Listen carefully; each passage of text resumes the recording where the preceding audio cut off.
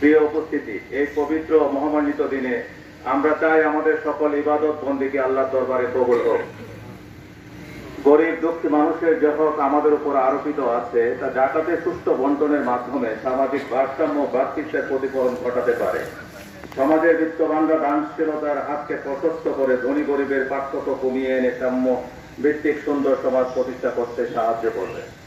প্রিয় বান্দরবানবাসী, আমাদের সন্তানেরা যাতে কিশোর গ্যাংয়ে সম্পৃক্ত হয়ে ভুল পথে পা না বাড়ায় সে ব্যাপারে অভিভাবক সহ সকলকে সচেতন হতে হবে।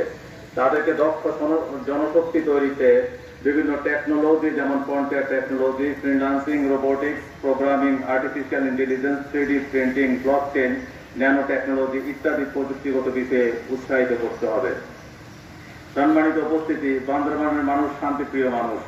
আমাদের স্থানীয় সংসদ সদস্য ও সভাপতি পার্বত্য চট্টগ্রাম বিষয়ক স্থায়ী কমিটি জনাব বীর বাহাদুর হোসেন সিং মহোদয়ের সদয় দিক নির্দেশনা ও তত্ত্বাবধানে বান্দরবানের সুন্দর সাম্প্রদায়িক সম্প্রীতির পরিবেশ বিদ্যমান রয়েছে।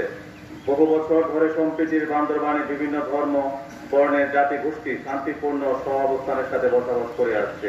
এই পবিত্র দিনে আমাদের সকলের প্রত্যাশা সবার মাঝে ভ্রাতৃত্বের বন্ধন দৃঢ় হোক, বিলুপ্ত হোক সকল জাতিগত ভেদাভেদ, সন্ত্রাস, জঙ্গিবাদ ও দুর্নীতি মুক্ত সমাজের প্রতিষ্ঠায় সকলে নিজ নিজ জায়গা থেকে নিজেদের আত্মনিয়োগ করি। সকলকে আবারও ঈদ উল ফিতরের শুভেচ্ছা।